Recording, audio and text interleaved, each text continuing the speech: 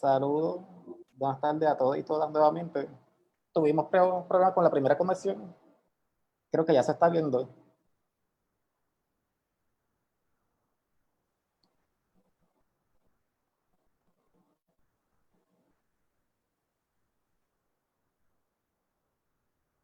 Sí, ya hay personas online.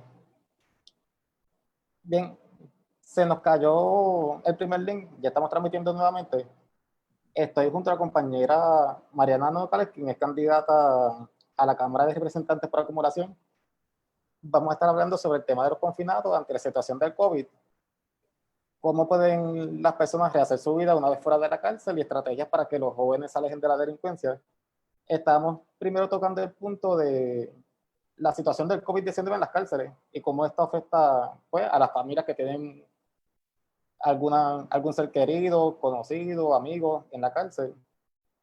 Y me dijiste, Mariana, que tienes personas que se han acercado a ti con situaciones parecidas. Sí, eso es correcto, ¿verdad? He recibido correos electrónicos y he estado también en comunicación con personas cercanas al entorno del Departamento de Corrección y me han transmitido, ¿verdad?, su preocupación por las condiciones de hacinamiento, que es siempre una preocupación en las cárceles y las instituciones juveniles, y también por la falta de condiciones de higiene. Eh, por ejemplo, una de las quejas que salió publicada por las redes.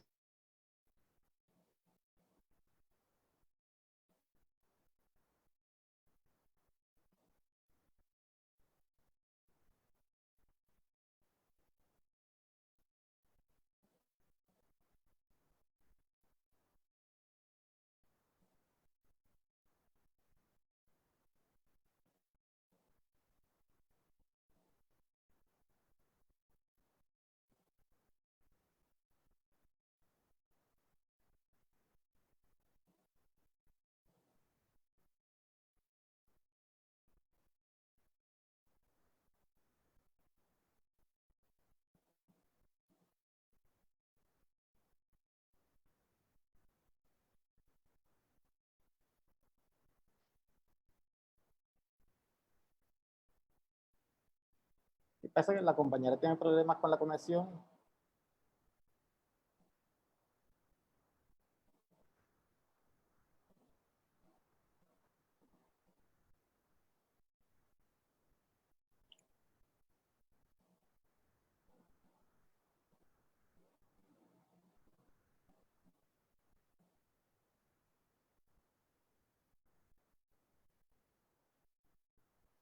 Estoy esperando que se conecte nuevamente.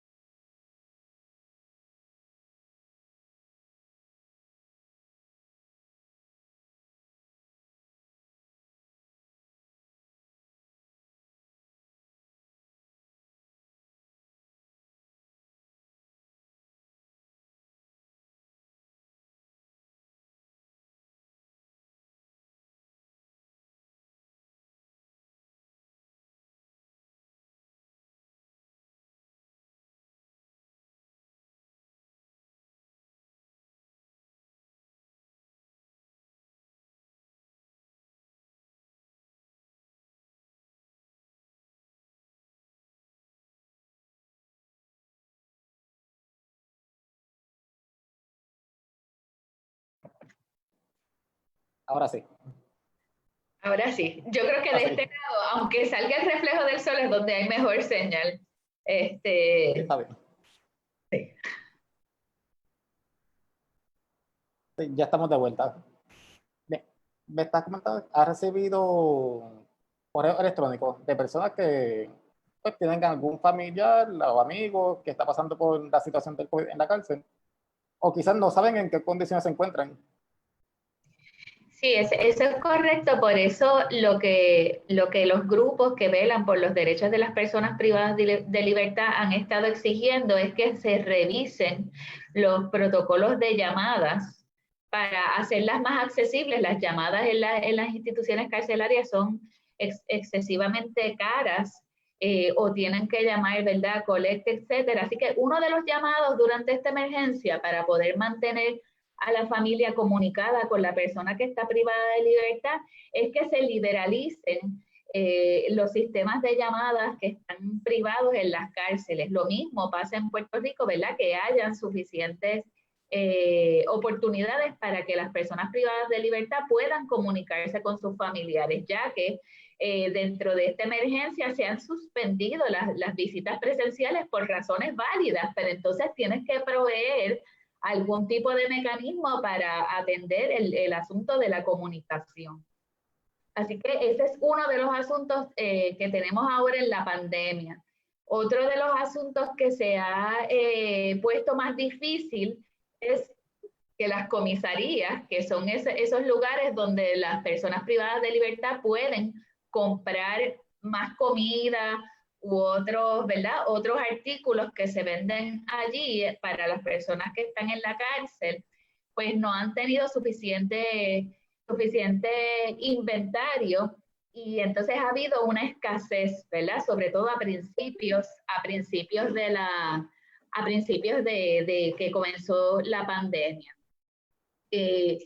Eh, por supuesto, el asunto del hacinamiento se mantiene, eh, que como todos sabemos, en las cárceles la gente vive muy apretada, y, y eso fomenta el que pueda haber mayor contagio.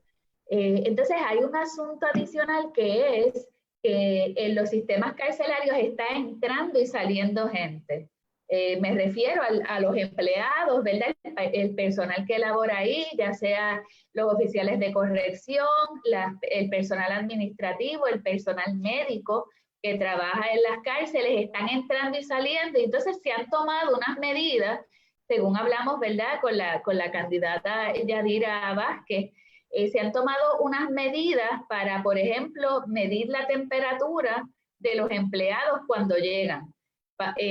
Más, ¿verdad?, que haya hand sanitizer, que haya posibilidades, ¿verdad?, que se fomente el que los empleados y las empleadas se laven las manos frecuentemente. O sea, se han tomado unas medidas, pero por ejemplo, un asunto que uno pensaría que no ocurre, es que no le dan el hand sanitizer a los presos, porque no sé cómo rayo, ¿verdad? Ellos dicen que podrían hacer algún tipo de bebida alcohólica con el hand sanitizer, pero sí, pues le están dando jabón y otras cosas, pero eso del hand sanitizer, ¿verdad?, no se me había ocurrido. Pero ese es uno de los asuntos, ¿verdad?, que también eh, ahí lo que te había dicho ahorita cuando se interrumpió la transmisión, es que también habían unos presos que estaban quejándose de que en las inspecciones de celdas que se hacen de manera periódica las estaban haciendo más frecuentes de lo normal. Y lo otro es que el mismo guardia de seguridad y de corrección que inspeccionaba una celda con los mismos guantes iba a la otra celda y estaba, ¿verdad?, posiblemente cargando el virus de un lado a otro. Eso era una posibilidad grande, y ellos estaban, ¿verdad?, quejándose y solicitando o que se restringiera la frecuencia de las revisiones de las celdas, o que se tomaran medidas adecuadas para que cada vez que se revisara una celda, ese oficial o se lavara las manos o se cambiara los guantes, ¿verdad? Ese tipo de situación. Y uno que ahora mismo ha estado experimentando la privación de libertad de movimiento, ¿verdad? Se tiene que poner en los zapatos de las personas que están años en la cárcel y que no tienen para dónde salir. Ese es el peligro de estar encarcelado en tiempos del coronavirus, ¿verdad? Que si eso entra a una cárcel, ya sea por personal de corrección, por lo que sea, por una persona de nuevo ingreso, hay muchas posibilidades para que eso llegue allí, pues las condiciones de hacinamiento y las condiciones que no son muy higiénicas podrían promover que haya ¿verdad? Una distribución terrible y un contagio en las cárceles, como ha pasado en otras cárceles en Estados Unidos, que ahí sí ha habido bastantes denuncias sobre presos que están incluso, ¿verdad?, muriendo porque no se les brinda el tratamiento. Sí, que no solamente estaba leyendo ahorita en unos periódicos que creo que en Michigan, no recuerdo si California, han liberado algunos presos y otros están en residencia, los que tienen residencia, bajo, o sea, con grilletes, bajo confinamiento, que son algunas de las estrategias que han estado utilizando. Y si no me equivoco, el centro de detención de aquí de Federal, en Guaynabo, estaba implementando esa estrategia también, si no me equivoco. Bueno, de eso, ¿verdad? No tengo conocimiento, pero si es así, pues sería magnífico porque el centro de detención de Guaynabo es un centro donde están las personas sumariadas, o sea, que todavía no se ha dictado sentencia contra ellas. Y realmente, pues ese tiempo, aunque eventualmente le cuenta para la sentencia si son hallados culpables, pero en el caso de que no fueran hallados no culpables, pues perdieron todo ese tiempo allí encerrados, ¿verdad? Eh, lo que en Puerto Rico también hay un proyecto de Héctor Martínez del PNP, ¿verdad? Para liberar a algunas personas que están privadas de libertad y que no representan un peligro. Un caso bien claro es las personas que están en la cárcel porque deben pensión alimentaria, pues realmente no representa, está del carán, pero no representa una peligrosidad para la sociedad ni para ellos mismos. La idea es que haya menos personas en esa situación de hacinamiento para que si ocurriera alguna entrada del virus, pues entonces se pueda manejar mejor. Lo que refleja ¿verdad?, los comentarios y las opiniones sobre ese proyecto de Héctor Martínez, con el cual yo tendría que decir que coincido en muchas cosas, ¿verdad? O al menos el espíritu de ese proyecto, que es bueno, es lo que se está haciendo en otros países del mundo, pero los comentarios son terribles. Yo creo que las personas que están privadas de libertad experimentan una marginación y un prejuicio tan fuerte que la gente o sea, uno escucha muchos comentarios de que enciérralos ahí, tira la llave y que se pudran, ¿verdad? Y eso nos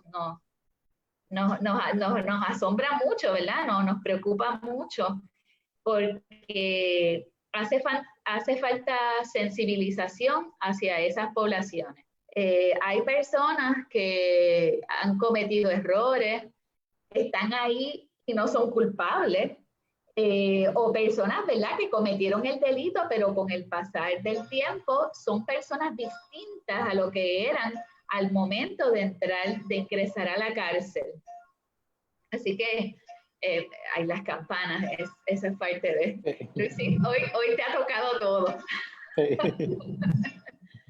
Pero volviendo al tema, pues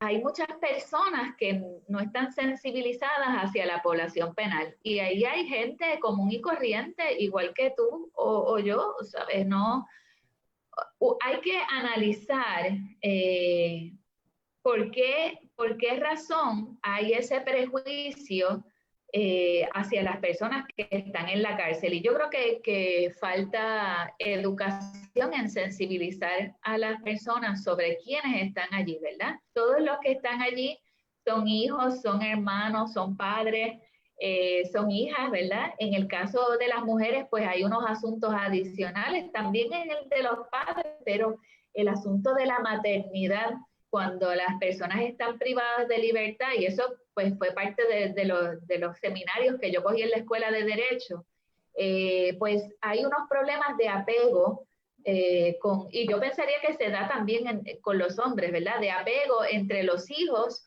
y las madres o padres que están privados de libertad. Además, en muchos casos, cuando las personas no tienen recursos, otros recursos familiares o las familias los han abandonado también con el prejuicio de que están en la cárcel, pues esos niños y niñas acaban corriendo, rodando, esa es la palabra que yo uso, por el departamento de la familia. Y ese es un problema adicional, ¿verdad? Uno tiene que medir qué cosa hace menos daño a la sociedad. Y eso replantea algo y yo lo voy a decir así, aunque sea bastante controversial, eso plantea la necesidad de revisar las penas en el Código Civil y en las leyes especiales penales, porque a mi entender son excesivas. O sea, una persona que por un asesinato, aunque sea una cosa bien terrible, ¿verdad? Esté pasando, tengo una sentencia de 99 años, que es la pena para el delito de asesinato sin atenuantes y sin agravantes, ¿verdad? Pues es excesivo cuando en otros países, en otras regiones como en Europa, las penas máximas son de 25 años. Y yo creo que eso es algo mucho más razonable, esas penas excesivas. La lógica que está detrás de eso, Lucif, es que mientras más tiempo esté la persona encarcelada, se institucionaliza. Y entonces la cárcel no se la pueden sacar de adentro, la tienen adentro y la manera del comportamiento pierden las destrezas sociales. Y posiblemente sus destrezas laborales, si no es, porque en la cárcel no hay muchas oportunidades de trabajo, pero si es de una de las personas que no ha podido acceder a esas oportunidades de trabajo, también pueden perder esas destrezas de trabajo. Así que la lógica sería que la persona pase el menor tiempo posible en la cárcel. Y yo sé que es un poco difícil porque uno tiene que reconocer, ¿verdad?, los derechos que tienen las víctimas, pero hay que hacer ese tipo de análisis. Yo creo que no se hace mucho tiempo en las legislaturas, y es tiempo de que haya una discusión seria sobre las penas que se imponen en Puerto Rico por los delitos. Y yo me sostengo de que ninguna pena debería sobrepasar los 25 años. De hecho, cuando estuve anunciando este live, recibí algunos comentarios de personas cuestionando los derechos de las personas en la cárcel, que vi que contestaste uno. Claro. Y igual, como yo digo, sí, una persona que comete un error o algún crimen, pues va a la cárcel como un castigo, pero eso también debe ser un centro de rehabilitación para que la persona pues pueda rehacer su vida una vez fuera de la cárcel. Y ese es uno de los puntos que también quería tocar contigo, el estigma que tienen las personas cuando salen de la cárcel y más a la hora de buscar trabajo. Sí, nosotros tenemos algo bien importante y que casi nunca se menciona, y es que la rehabilitación es un imperativo constitucional. Y eso quiere decir que el Estado tiene la obligación de proveer oportunidades de rehabilitación a las personas que están privadas de libertad. Y sabemos, ¿verdad?, que la gente que se rehabilita en la cárcel usualmente es a pesar de la cárcel, no porque la cárcel le proveyó esas oportunidades de rehabilitación. Pero yo creo que en este momento hay bastante, o uno podría ponerse más en los zapatos de una persona que está privada de libertad, porque nosotros hemos estado encerrados también en nuestras casas, nos hemos sentido tristes, agobiados, ansiosos. Pues exactamente así se sienten las personas que están privadas de libertad. Aún más, ¿verdad? Porque en ocasiones, dependiendo del sistema carcelario, pues incluso el momento que uno va a hacer las necesidades o va a bañarse está determinado por otra persona, no hay libertad de eso. Nosotros en nuestras casas, pues más o menos, ¿verdad? Podemos determinar cuándo nos bañamos y cuándo vamos al baño, pero las personas privadas de libertad, pues no están en esa situación, están en una situación más grave. Y yo creo que hace rato estamos obligados a mirar otros sistemas de justicia criminal distintos a los Estados Unidos, porque en Estados Unidos, y eso ha pasado aquí en Puerto Rico también, en Estados Unidos el concepto de la cárcel es poner a producir economía, a generar economía a partir del encarcelamiento de personas que pertenecen a grupos o poblaciones desechables, poblaciones que el gobierno ha tirado a la pérdida, ¿verdad? Y por eso cuando uno mira las estadísticas sobre raza en las prisiones en los Estados Unidos, pues mayoritariamente son personas negras, son personas hispanas, son personas de minoría, y eso es parte del sistema, no es un sistema que tenga la rehabilitación como norte. En Puerto Rico yo creo que el asunto de proveer oportunidades de completar la educación, la escuela superior, y acceder a otras oportunidades educativas ya de carácter universitario o técnico, pues es bien importante porque la persona tiene que tener la oportunidad de hacer algo una vez salga afuera a un país que lamentablemente tiene muy pocas oportunidades de empleo o no tiene suficientes. Así que tiene que batirse con las personas que tienen el récord limpio.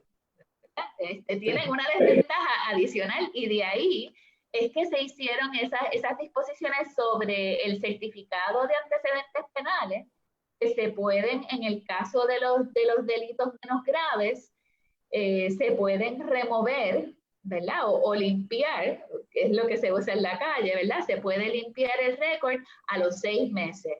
Y en el caso de los delitos graves, no todos, se puede limpiar el récord a partir de los 5 años de cumplida la sentencia o la pena, ¿verdad? Eso requiere dinero, ¿verdad? Sí, pero no es algo muy costoso, no es algo muy costoso. En el caso de los menos graves son $10 de sello, es algo así. Pero en el caso de los delitos graves sí es un proceso en los tribunales, ¿verdad? Que sí, ese para los delitos graves sí podría ser más costoso. Pero esa medida, la de limpiar récord, es una medida que propende, o la intención es que propenda a la rehabilitación de la persona, para que la persona pueda conseguir trabajo, ¿verdad? Y no tenga que regresar a los hábitos delictivos, que es lo que ocurre muchas veces. Sí, porque es como yo a veces pienso, poniendo el ejemplo de un padre que no pudo pagar pensión, como mencionaste ahorita, o vamos a ver también el ejemplo de un joven universitario, no tiene problemas con nadie, pero fuma marihuana y lo encarcelaron por eso. Después pues, se le crea un estigma a la persona y pues, le daña el récord y a la hora de buscar trabajo, pues no tiene quizás oportunidades. Mira, sobre eso tienes razón, por eso es que la gente tiene que saber qué gente es la que llega a la cárcel.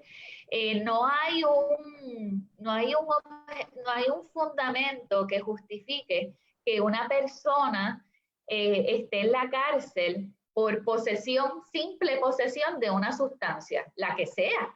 No hay ¿cuál es el objetivo, verdad? ¿Cuál es el fin de que una persona que posea marihuana, cocaína, heroína para uso, ¿verdad? Se lleve a la cárcel? Lo que debería ocurrir es que se brinde oportunidades para que la persona, mediante el ejercicio de su autonomía, ¿verdad? Que hay que respetarlo, acceda a tratamientos para ¿verdad? Lidiar con uso problemático de sustancias.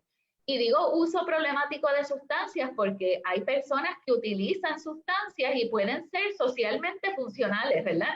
Así que hay que mirar, es un tema bien complejo, ¿verdad? Que podríamos, ¿verdad?, estar hablando otro programa, pero no hay un fin penal ni social de encarcelar a una persona por mero uso, ¿verdad?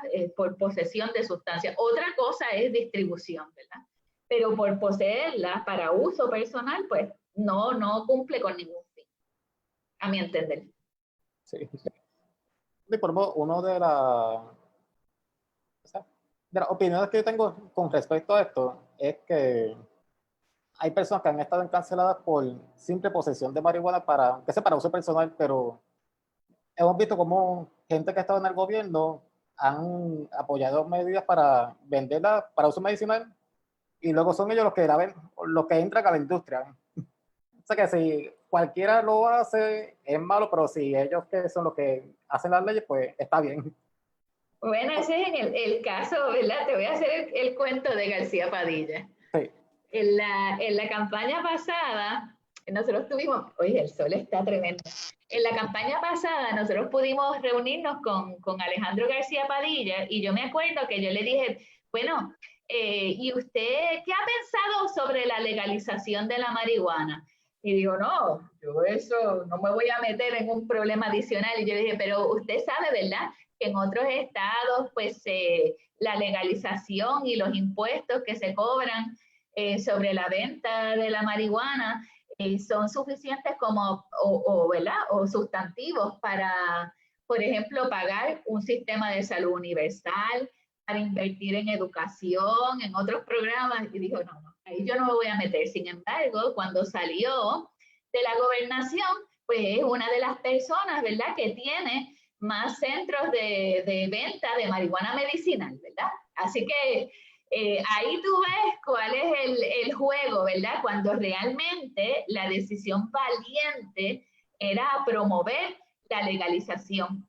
Y a diferencia de lo que la gente puede pensar que eso promueve el uso de drogas, eso no es así. Usualmente sí hay unos picos en el momento, ¿verdad?, de, vamos a llamarle, de la fiebre, o ¿verdad?, de la novedad, pero eso se regula y se estabiliza y tiene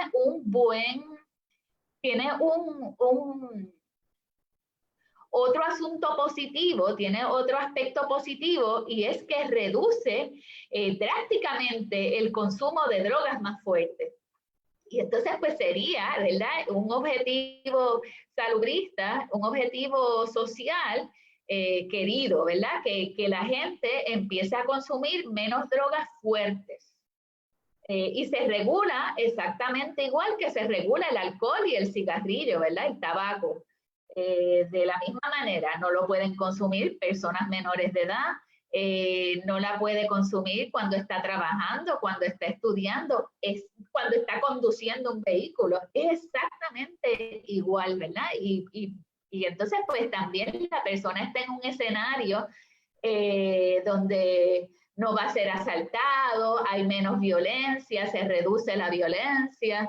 Y hay un quality control también, ¿verdad? Y hay un control de la calidad de lo que se está vendiendo, que, por ejemplo, con otras sustancias más peligrosas como cocaína y heroína, pues hace poco y todavía en febrero, ¿verdad?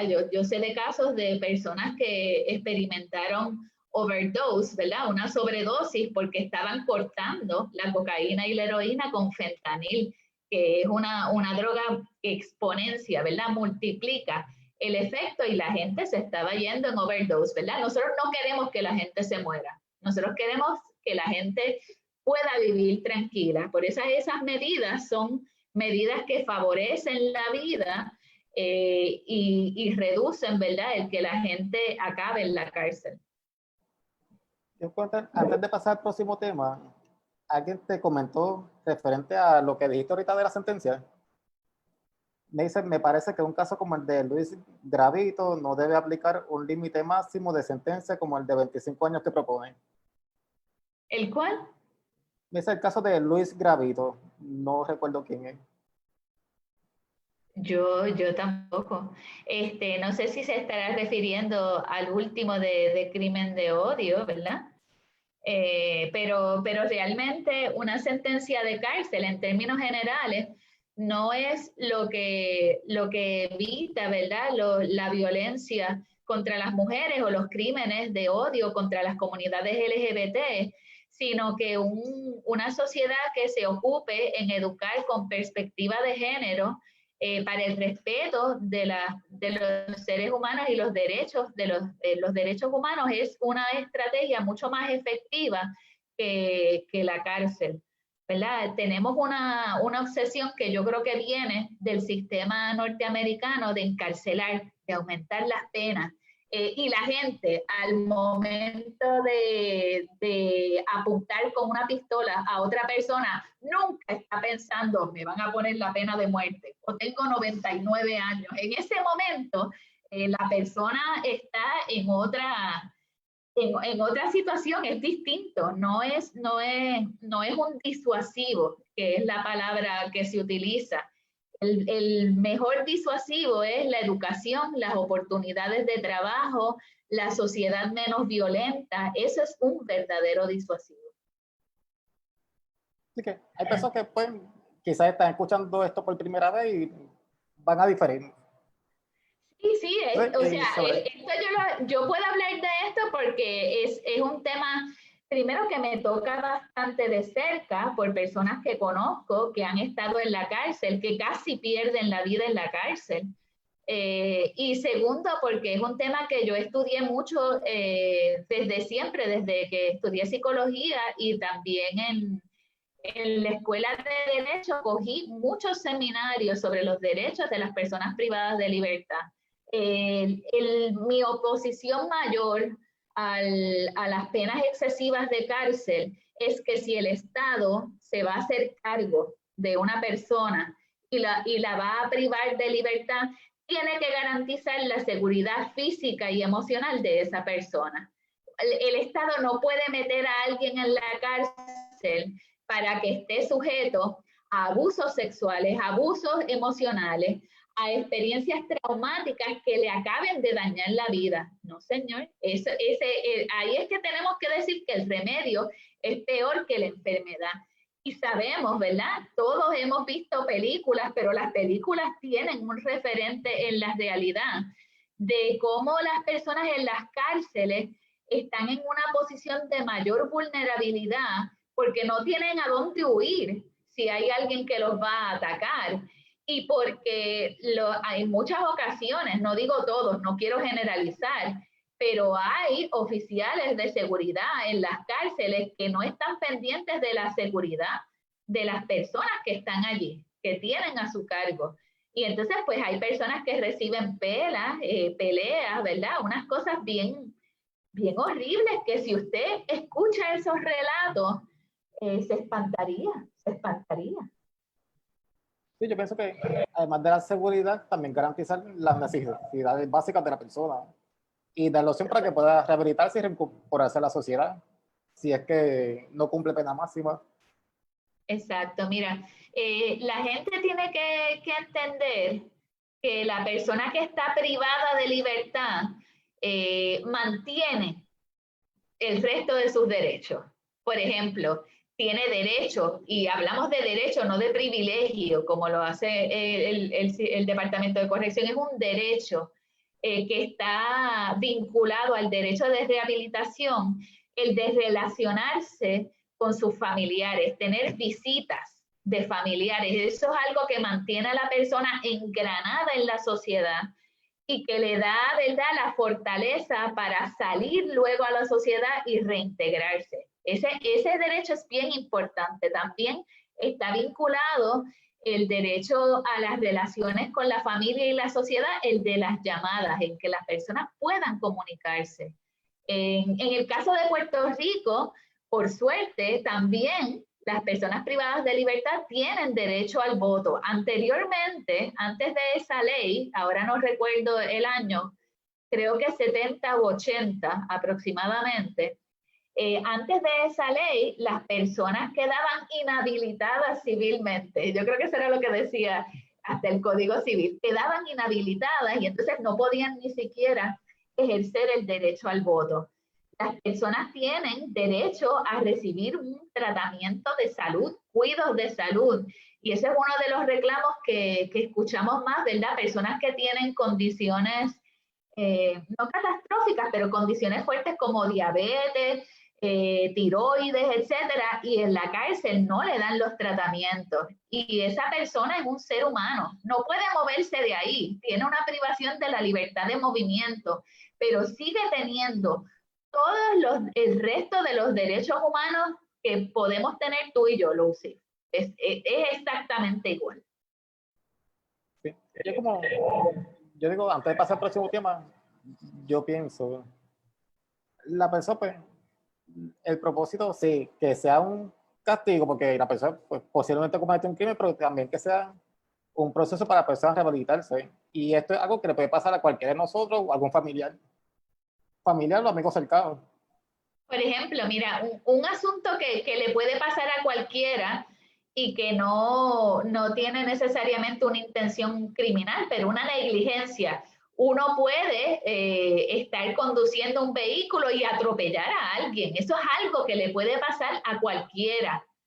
E incluso, aunque haya sido una negligencia o lo que sea, hay gente que está en la cárcel y eso me consta, ¿verdad? Por al menos una persona que en un atropello de esos negligentes, ¿verdad?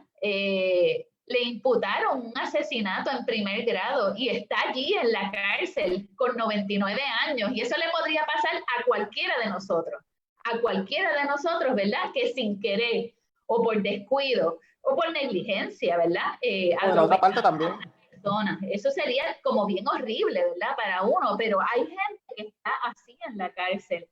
Y no necesariamente esa es una persona que tenga que ser retirada de la sociedad por un periodo tan prolongado de tiempo. O sea, la cárcel se establece, primero el sistema de justicia penal se establece para marcar una distancia entre las emociones que pueden tener las personas directamente afectadas, ¿verdad?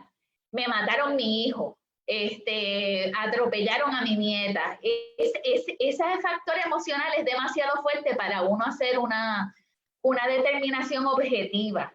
Por eso se establece el sistema de justicia criminal, ¿verdad? Para marcar una distancia. Y luego se establecen las penas, en particular las penas carcelarias, para separar a esa persona por un tiempo de la sociedad, para que no siga, ¿verdad?, cometiendo delitos en el caso de un delincuente habitual.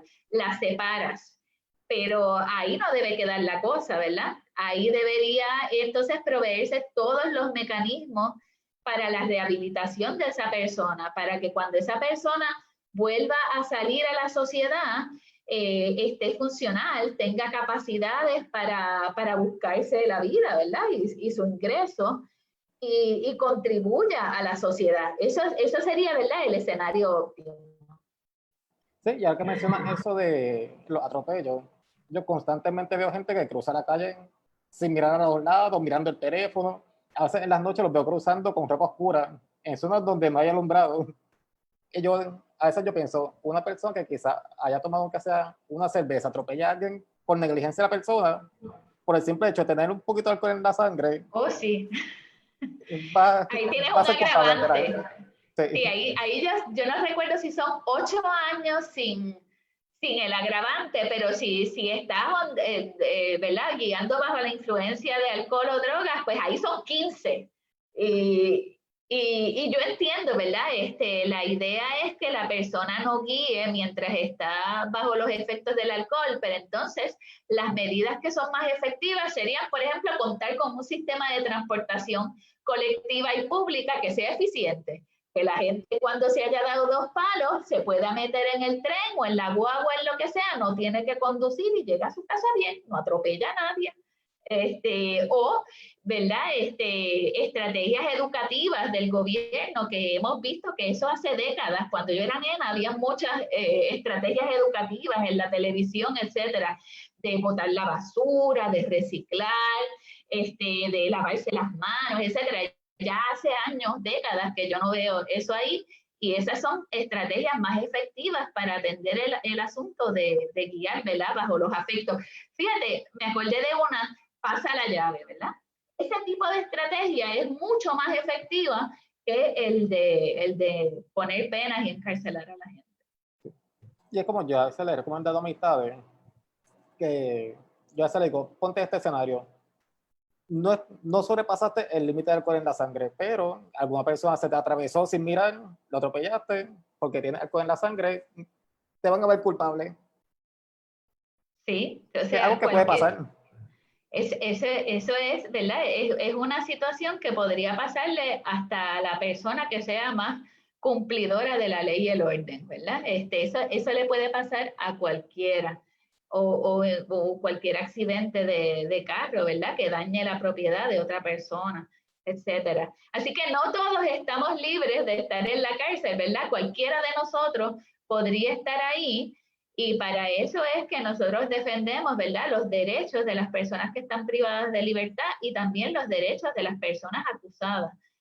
Porque cualquiera, usted, el que menos se lo imagine, puede acabar en la cárcel. Sí. Y antes de finalizar, quería tocar el tema también, estrategias que vamos a estar proponiendo para alejar a los jóvenes de la delincuencia.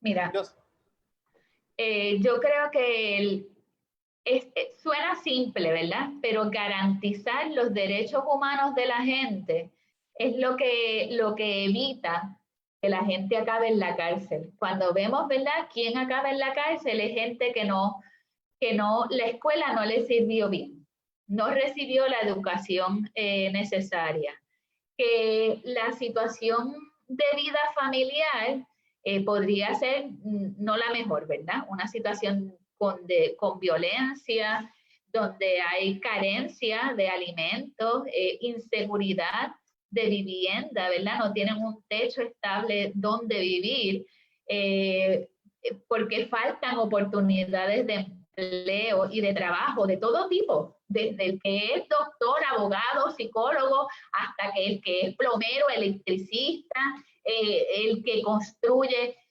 carreteras y casas, o sea, no hay suficientes oportunidades de empleo y por cuando uno va sumando las violaciones de derechos de la persona, pues acaban allí y la cárcel debe ser aquel lugar donde se restituyan esos derechos de la persona, donde la persona pueda acceder a una alimentación sana, a un lugar seguro, a oportunidades educativas y también vocacionales, ¿verdad?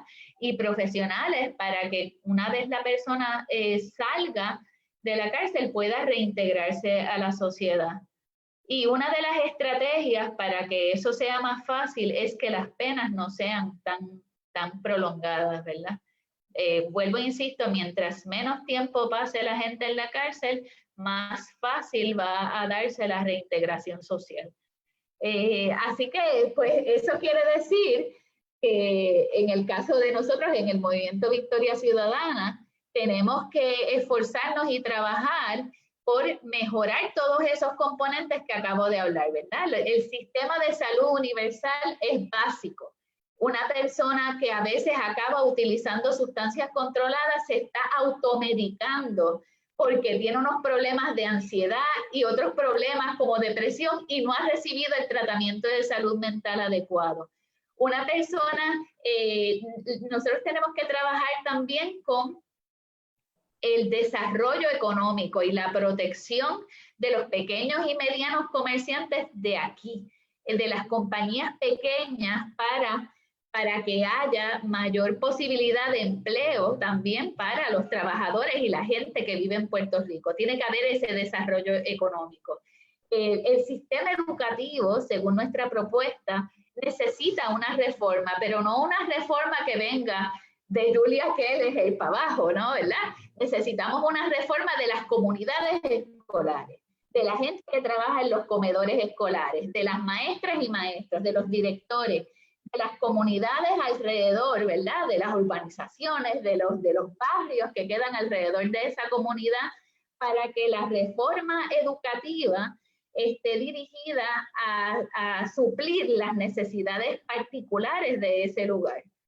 Necesitamos, ¿verdad?, limpiar el gobierno para que no haya robo ni corrupción y los recursos monetarios que hay en Puerto Rico lleguen a donde tienen que llegar. Que ese dinero llegue al salario de las maestras y los maestros que estén bien pagados. En la escuela hayan libros y libretas que los niños puedan usar, que hayan, ¿verdad?, los sistemas tecnológicos, las computadoras, las tablets, que eso llegue ahí, no se quede en contratos y, ¿verdad?, y en robo y en corrupción. Así que creo que en términos generales tenemos que trabajar para una mejor sociedad. Y una mejor sociedad no puede desarrollarse si no atendemos el sistema carcelario y las penas de los delitos. De hecho, ahora que mencionas la educación, el Departamento de Educación es uno de los departamentos que más fondos reciben. O sea, que los fondos los tienen, lo que hace falta es establecer prioridades. Claro, fíjate que hay uno de los asuntos que parece una locura, porque el Departamento de Educación no provee los servicios de educación especial de manera directa a los estudiantes si tiene los recursos económicos y paga millones de dólares, nos sorprenderíamos en que otros proveedores externos estén dando esos servicios a los niños. Es importante que ya sean externos o internos, los niños reciban los servicios educativos porque no puede haber discrimen contra los niños de educación especial. Pero una estrategia para ahorrar dinero y para que llegue ese dinero donde tiene que llegar es proveer los servicios de manera directa, que se contraten directamente las terapistas del aula, que se contraten los psicólogos y los asistentes de los maestros de educación especial, etcétera. Y ahí tú cortas el middleman, ¿verdad? Tú cortas el middleman, que ahí es que se va el billete largo, ¿verdad? Y la corrupción y los amigos de los amigos que incorporan compañías días antes de que una administración de X o Y partido, PNP o PPD, gane las elecciones. Que normalmente lo que siempre pasa. Exacto, eso es lo que vemos. Ahí está, ese es el eje de la corrupción. Sí, y no es solamente que dan el contrato a quien le corre las campañas, sino que se lo dan a personas que no están preparadas para el cargo. Exacto. Y por eso que hay tanta ineficiencia en todas las agencias de gobierno. Ahora mismo, pensemos, ¿verdad? Las secretarias y secretarios de agencia, la secretaria del Departamento del Trabajo. No tengo más nada que decir, ¿verdad? No funciona ni siquiera el formulario para uno hacer las solicitudes, ¿verdad? No llega el desempleo a las personas desempleadas. La secretaria del Departamento de Familia no puede atender la cantidad de solicitudes del PAN que recibe y rechaza. Recuerdo una noticia, al menos 9,000 solicitudes han sido rechazadas por el Departamento de la Familia. El Departamento de Hacienda tampoco ha podido establecer el formulario para que la manera en que las personas puedan acceder a un dinero federal. Así que es ineficiencia tras ineficiencia. La de ATM, Mara Pérez, que no puede atender el asunto de las lanchas de Vieques y Culebra. O sea, porque no tienen la formación. Si yo, que soy abogada, me ponen a dirigir algo que tiene que ver con ingeniería, pues eso yo no lo sé hacer. O sea, tiene que haber una persona que esté capacitada para dirigir cada uno de los asuntos. En educación, tiene que ser una persona. En educación sí que necesitamos un superhéroe o una superhéroe. Necesitamos una persona que tenga unas capacidades para lograr la reforma educativa que necesitamos. Sí, de hecho, ahora que mencionamos todas las agencias, muchas de ellas, el poco trabajo que hacen es dependiendo de organizaciones comunitarias. Por ejemplo, el Departamento de Recursos Naturales, entiendo que no tiene mucha gente para hacer los trabajos ambientales y en contra de la protección de animales. Ellos dependen de las organizaciones comunitarias. Bueno, o sea, la falta de personal en el Departamento de Recursos Naturales y Ambientales está vinculado directamente a la Ley 7 de 2009, bajo Luis Fortuño, que despidió 30,000 empleados públicos. Y ahí tiene, ¿verdad? Parte del déficit que tenemos en las agencias públicas, en el sesco, cada vez que uno va y se tarda, ¿verdad? Todas las gestiones que tenemos que hacer, mucho es por falta de personal, y eso, la génesis es esa, en la Ley 7 de 2009. Y llevamos, ya van 11 años de eso. O sea, llevamos todo ese tiempo con empleados que tienen que hacer el trabajo que antes hacían 4 o 5. Y eso redunda en mal servicio, y eso no es lo que queremos, ¿verdad? Sí, mientras que otras agencias, pues hay muchos empleados que hacen un poco servicio. Sí, entonces ahí el empleador único tampoco ha funcionado, ¿verdad? Que esa es una de las medidas bajo Ricardo Rosselló, de las primeras leyes en el plan para chavar a Puerto Rico, yo le digo de cariño, ¿verdad? El plan para chavar a Puerto Rico, pues incluyó ese del empleador único, y tampoco ha funcionado.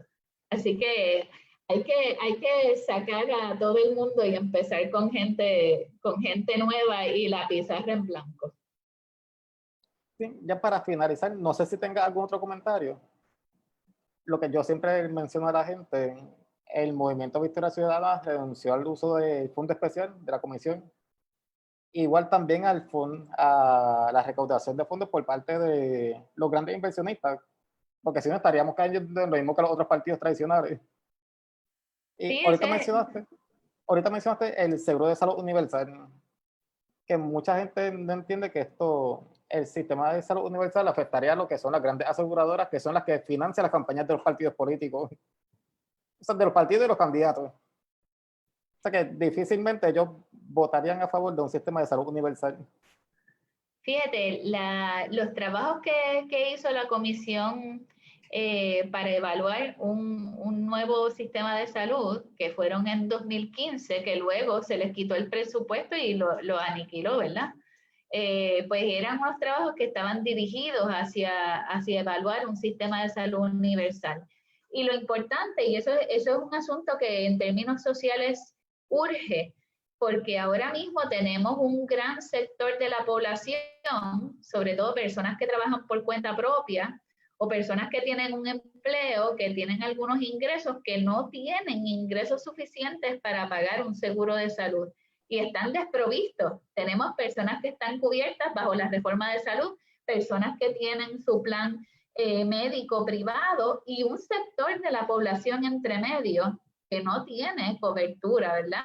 Que no podría, que entonces eso redunda en tasas de mortalidad alta, ¿verdad? Una persona que no va al médico hasta que no aguanta más, y cuando ya no aguanta más, pues tiene una condición muy avanzada, la que sea, y eso pues nos afecta como sociedad.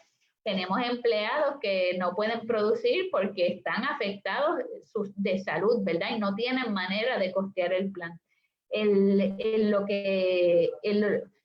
objetivo de un sistema de salud universal, primero es sacar las aseguradoras del medio. Eso no hay manera. Las aseguradoras actualmente afectan al paciente y al médico. O sea, afectan para todos lados, porque el propósito, el objetivo de la vida de las aseguradoras es enriquecerse y triplicar sus ganancias, como lo ha hecho Triple S consistentemente, ¿verdad? Y esto ha sido publicado en las noticias. Si el gobierno tiene el dinero y lo recauda de impuestos de manera directa, para que eso llegue directo a los médicos, a los profesionales de salud, a las enfermeras, ¿verdad? Incluso ¿verdad?